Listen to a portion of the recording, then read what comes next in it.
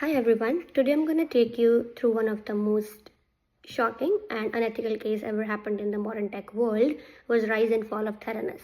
So Theranos was a biotech device which was made with the promise of doing more than 100 of blood tests just with a drop of blood, but further on it failed to do so. But the founders Elizabeth Holmes and Ramesh Balwani didn't accept the failure, and they keep on promoting their device just as it was. So this was just not a failure of the technology. It was a failure of the human. It was a human error as well. So what I would like to talk about the ethical statement which went wrong was the fake technology which was being promoted, the false promises which were made, and the patients were misdiagnosed. They were being given the false result on behalf of which they were being given the medicines and all, and the whistleblowers who want to blow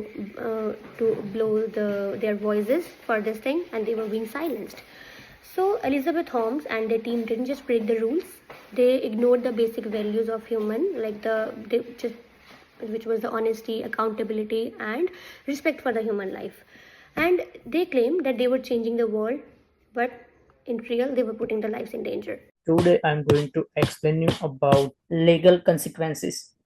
The ACS Code of Conduct emphasized adherence to all applicable laws and regulatory frameworks. Holmes' attempt to settle without admitting guilt reflect an ongoing evidence of full accountability.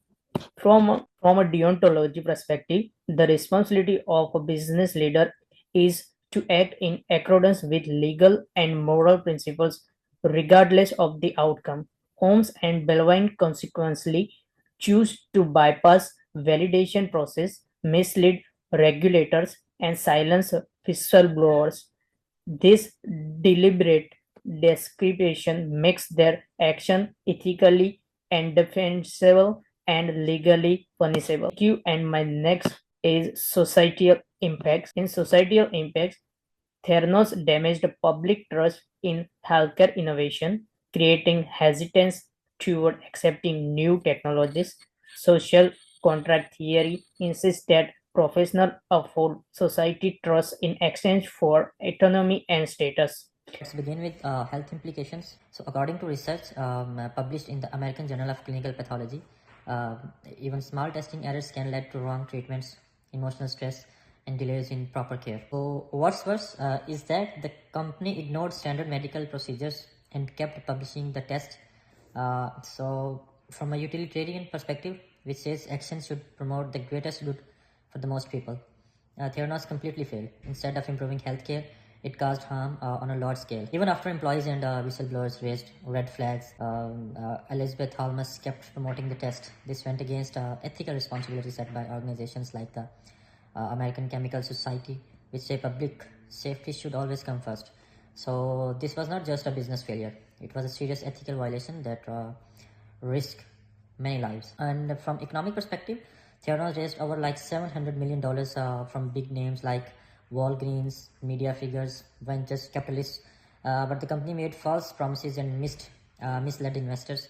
That financial fraud, according to distributive justice theory, resources should go to people or companies who use them for good.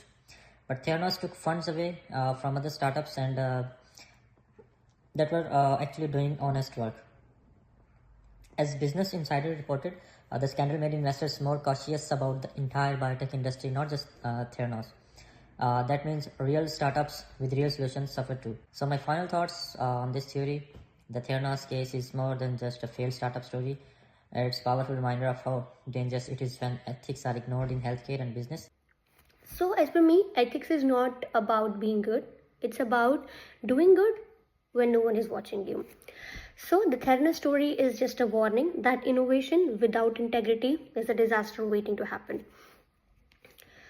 And as a future professionals, we don't just need skills, we need a moral compass. And there's an interesting fact which I would like to add on was when Theranos was at its peak, it was being valued for over 9 billion. And Elizabeth Holmes became the youngest self-made billionaire, but the thing was the technology never worked.